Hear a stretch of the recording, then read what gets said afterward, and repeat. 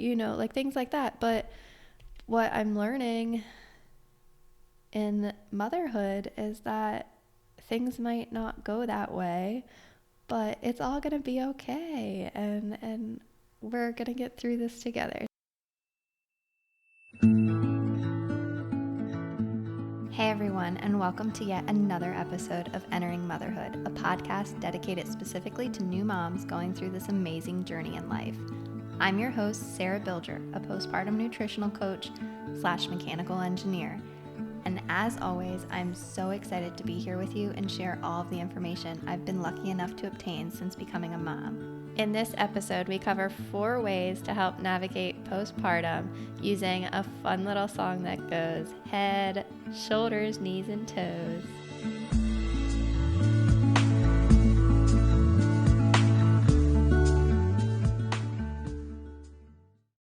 Okay, so before we jump into today's episode, I really just want to tell you a story. And I promise it's relevant, but it might just take a little bit to get there. So be patient with me. So I have been doing a lot of work on myself lately, and I'm currently even in a 21-day manifesting challenge, which has been super awesome and helpful and totally empowering. However, I have completely begun to get in this mindset of absolutely anything is possible.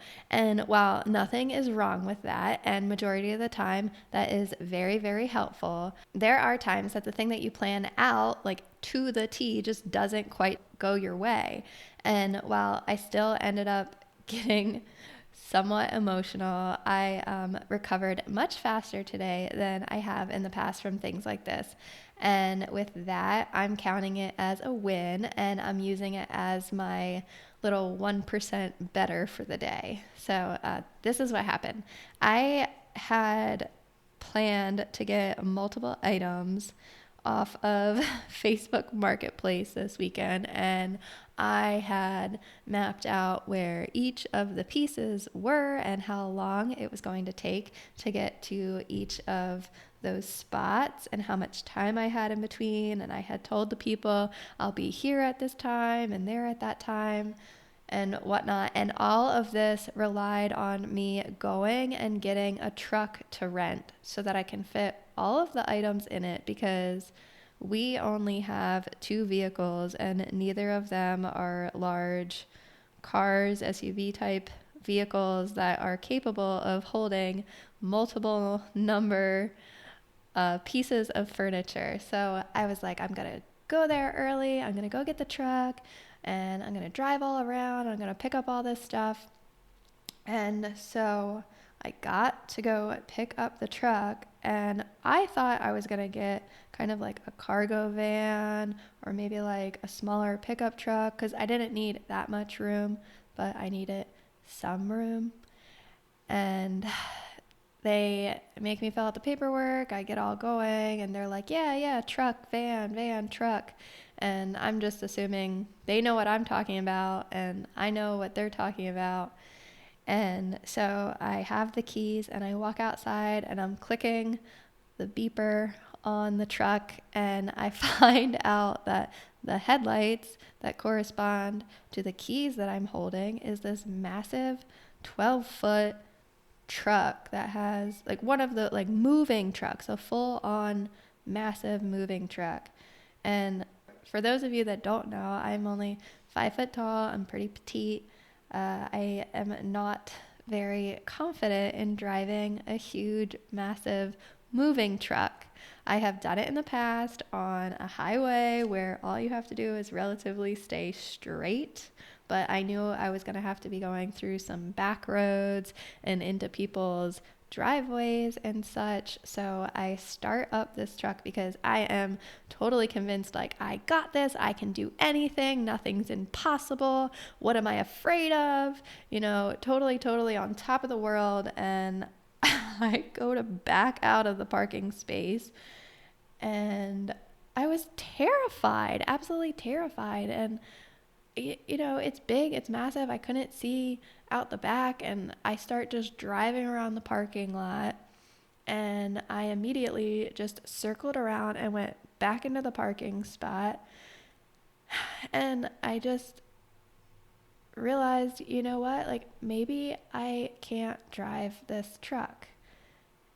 And so I went back inside and I told the guy, like, that truck is just too big for me. Like, I really want to do this. I really want to do this alone and solo and prove that I can do anything and anything is possible. But that truck is just a little too big for me. So, like, is there a different truck that I can use or borrow or whatnot? And he had told me that if I can't handle that truck, then he can't help me because that was the only one that they had available that day. So, so I then went back into my car and I got super emotional because I had my whole timeline picked out and I knew where I needed to go and what I needed to do. And the one chair that I was picking up, I had gotten the dimensions from, and we had measured my husband's car, and I was convinced that it was not going to fit based on the dimensions that I had gotten from this guy. So I started getting like really upset, like, oh my goodness, like, how is this ever going to work? Like, I don't have a truck, like, whoa, whoa, whoa, whoa. And I was so super upset and just felt like my whole day was ruined because this was what I had planned for my afternoon, and I was finally getting out of the house and doing something productive. And I don't know who else is out there that has not really left their house in a while, but I needed to get out and do something for myself. So I called my husband and I was a blubbering mess, and I was like, this is impossible, this sucks, the world is over, automatically jumping to all those worst case scenario situations and whatnot. So I was completely just jumping to the total polar opposite because I was convinced that I needed to rent a truck and get a truck and do that in order to make my day successful. And so I went back home, I switched vehicles, I got his car because he has a hatchback, and that was going to be the best case scenario for our situation since I could not rent a truck today. And I just hoped that when I got to the house that this chair would fit, and I knew that I would have to take multiple trips for all of the items since they weren't all going to fit in the car at the same time, so I would just be a little bit behind on each one. So I did not give up. I think in the past that would be something that I would just kind of be like, well, you know what? If I can't get a truck and this whole day is going to be ruined, then I'm just going to sit here and eat some ice cream and cry about it. And I don't want any of those pieces of furniture because if I can't do step number one, then that just means that none of this was supposed to happen. But I think because of things that I have been learning, that even though it might not look exactly like we thought it would, it doesn't mean that we can't still get what we hope for. So I kind of wiped my tears and cheered myself up, and my husband was definitely very helpful and supportive of me during that time. So I was determined that the day would still go on. And I went to the first place and got this rug that fit perfectly in the car. I knew that wasn't going to be an issue. And then I got to the second place and we bring this chair, which is a beautiful chair. It's got yellow flowers on it, and yellow is my favorite color. And so I was just like crossing my fingers and hoping and praying that this chair would fit into the back of the car, and sure enough, we pushed it in and it fit like a glove. It was perfect. It was unbelievable how well this chair was able to fit into the car. And honestly, I think if I had been driving that truck, it would have been massive. I would have felt so uncomfortable. Who knows what would have happened? I barely felt okay driving around in the parking lot. How would I have driven it 20 minutes away to go pick up these items. So I was just kind of in awe that this had worked out so perfectly, and I was still able to get the items that I needed. And so, like I said, I had to take a few extra additional trips. So then I went back home, dropped off the rug and the chair, and then continued to go out and get the other items one by one. So now we have these beautiful pieces of furniture that, people were done with, and they had brought joy to them, but now they were ready to pass it on to us. And now they are in our home that we moved in here in March, and we have yet to fully furnish the house, but it is a work in progress. So we have been saving up some money to get pieces of furniture, and slowly, one by one, they're coming in, and it's all getting pieced together, which is really beautiful to experience, and have a place that you kind of get to customize those items yourself. And I think buying used furniture is really cool because they have a story behind them, and they've been in somebody else's life, and now you get to enjoy them. And so the chair is now sitting right here in my office, and I get to enjoy it.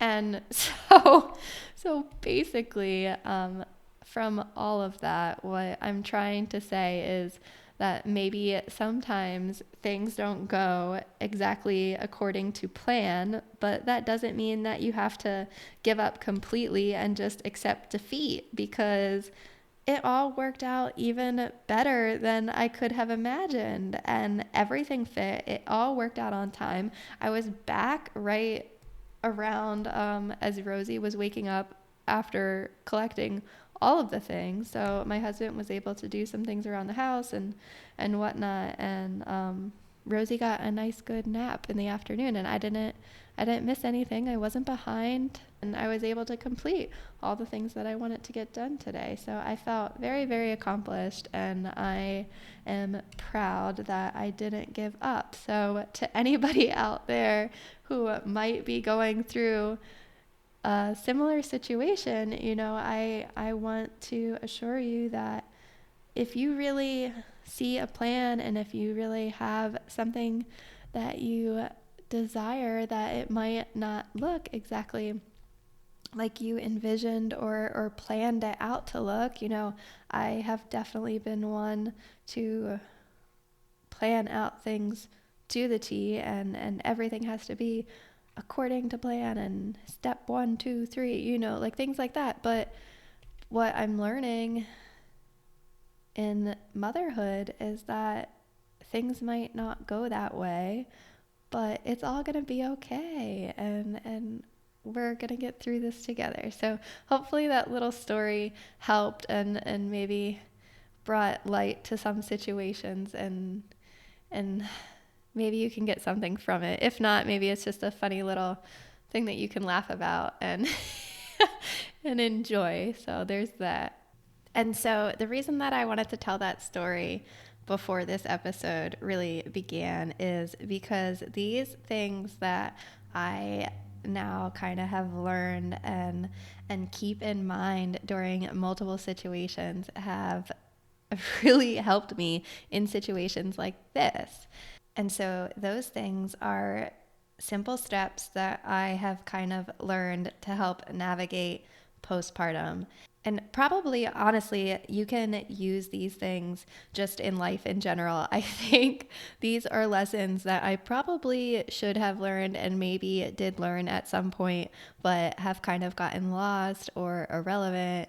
And now I feel like they are needed more and more every day to help me, keep my patience and really get me where I need to be in order to properly care for my family and care for myself, and just be the best version of myself that I can hope to be. So, now that you're a mom, I'm sure that you have all those lovely little nursery rhymes stuck in your head. And the next time you sing this one, you can think about these 4 simple steps. this is one that we do with Rosie, and I'm sure you all know the whole head, shoulders, knees, and toes song. So let's break it down. And I also wanted to really quickly just define postpartum. And postpartum really just means the time after childbirth. And this is commonly around postpartum depression or postpartum anxiety, but postpartum is simply just the time after childbirth. So that's what I'm talking about here. Okay, so the first one, your head. I want you to do some brain training and get those creative juices flowing. Work on training your mind to become stronger. Learn ways to empower yourself every day. You can try reading a book or talking to a friend. You can find a craft or listen to some kind of meditation or maybe a podcast or something that really gets your brain working and going. I think doing something that helps stimulate your brain is so helpful in motherhood, because how many times have you heard that whole mom brain or this or that? I think it is something that we need to remember to train and focus on and utilize, because so many things are changing and our brain chemistry and all that fun stuff is going on that we need to make sure that we are just focusing more and doing little activities and keep up with that and really just train your brain just as you would any other part of you. And like I said, doing word puzzles or reading a book. And if you have any specific things that you like to do, then let us know and share it. Talk with people about like what you do to get in a good headspace. And like I said, meditation has been so helpful for me. I love just sitting and listening to something soothing and going over and repeating so that my brain is just completely wiped of all the chaos that is going on in that day, and that I get a little bit of time to myself to just focus and concentrate on something other than maybe the chaotic activities that are going on that day. And then the next thing is your shoulders. And basically, I'm saying, girl, just brush off your shoulders. Literally, like today, I needed to just brush it off, get over it, but fully accept what was going on and just leave all that drama behind and simply just toss it aside and focus on what you need first and foremost. So I needed to get that done today to feel sane and to feel accomplished.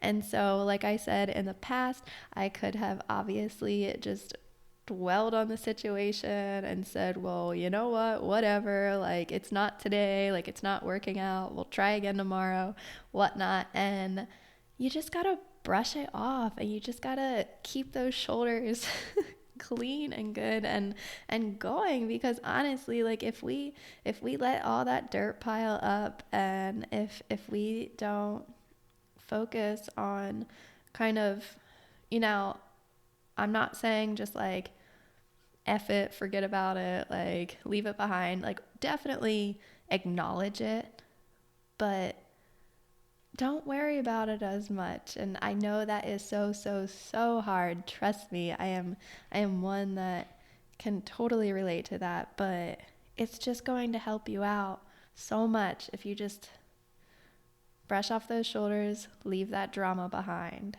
All right, so we talked about head, shoulders. Now we're on to our knees, and this is huge. This is one of my favorite ones.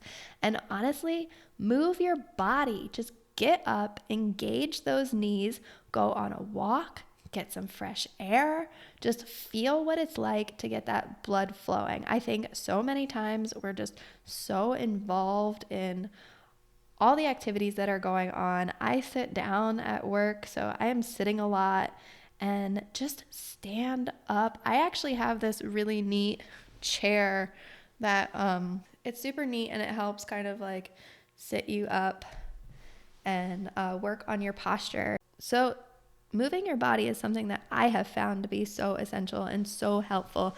Honestly, just having something to do, going on a walk with a friend is so effective.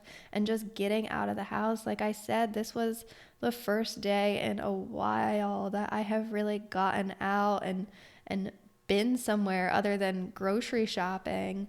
And so just moving and doing some sort of exercise or activity that you like can be super beneficial. And so that's when I say knees, that's what I'm acknowledging for the knees.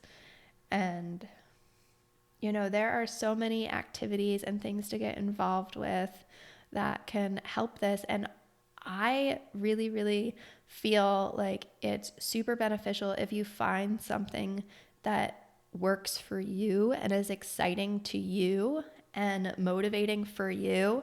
Because if you're just doing something that maybe your friend heard about or something else or somebody else is doing, you might not have that same passion for it. I love yoga. There are other people that absolutely hate it, and that's fine. If you don't like it, don't go sit through an hour-long yoga class. Same with like Zumba or something like that. If it doesn't get you going, if you're not fully immersed in it, you're not going to get as much out of it. If you're doing something that you're totally passionate about and really amping you up, even if it's just going on a run or playing soccer with your kids or something, if it's something that you are enjoying, then it's going to be that much more beneficial for you.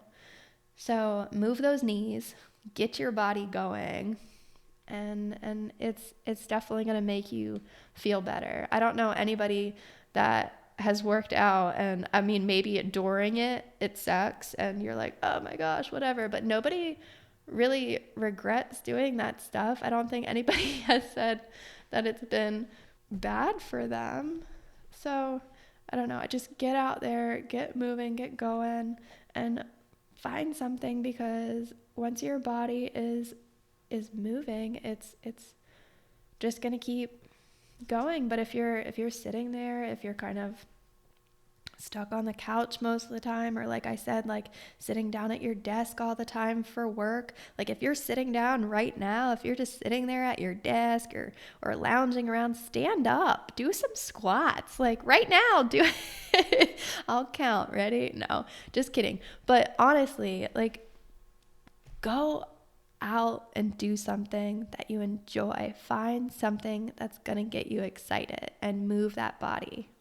All right. And if you know the song, you know how it goes. And obviously, toes are last. So we got head, shoulders, knees, and now toes. And for toes, I chose this because I think you need to focus on self-care and getting those toes looking fresh with some self-love and maybe even a cute pedicure is just what you need. I think us as moms need to kind of like pamper ourselves a little bit more, and you deserve to be pampered and loved. And if anybody else tells you otherwise, you need to tell yourself that you deserve this. And it's not just for Mother's Day. It's not just your birthday. Try to do a little self-care maybe once a month and just kind of sit in a bath, do one of those face masks.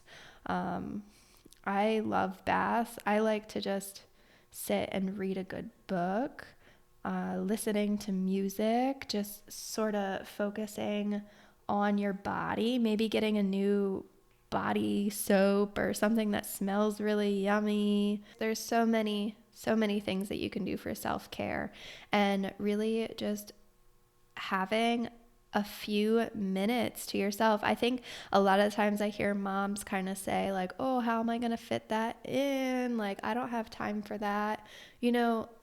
Hopefully your children aren't awake all the time, and hopefully you can find someone to help you get a few minutes every day. So I like to do some self-care, in the morning before Rosie wakes up, or even during her naps. I know as she gets older, she's not going to have that nap time, but I like to utilize it now as much as I can.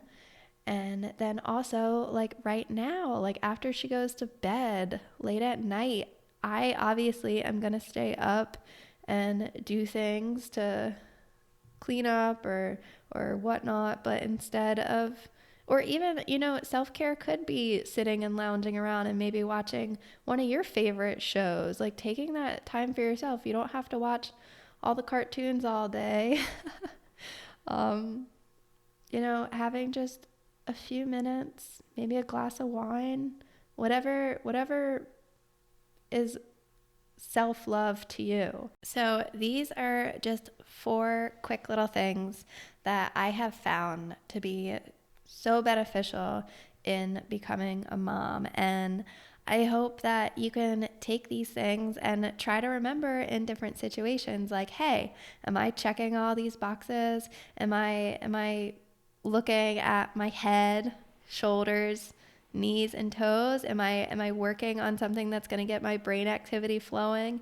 Am I brushing off things that maybe really aren't that important, or am I overreacting to a situation that maybe I can just kind of like let go of and not try to control so much? Are my knees moving? Am I doing some random squats, even just picking up your baby, like moving around a little bit? And then am I really focusing on that self-care and all the way down to my piggy toes, and maybe going out and getting a pedicure? So I hope that these things have been beneficial to you, and I hope that maybe you can incorporate one little thing into your daily routine that hits on these aspects.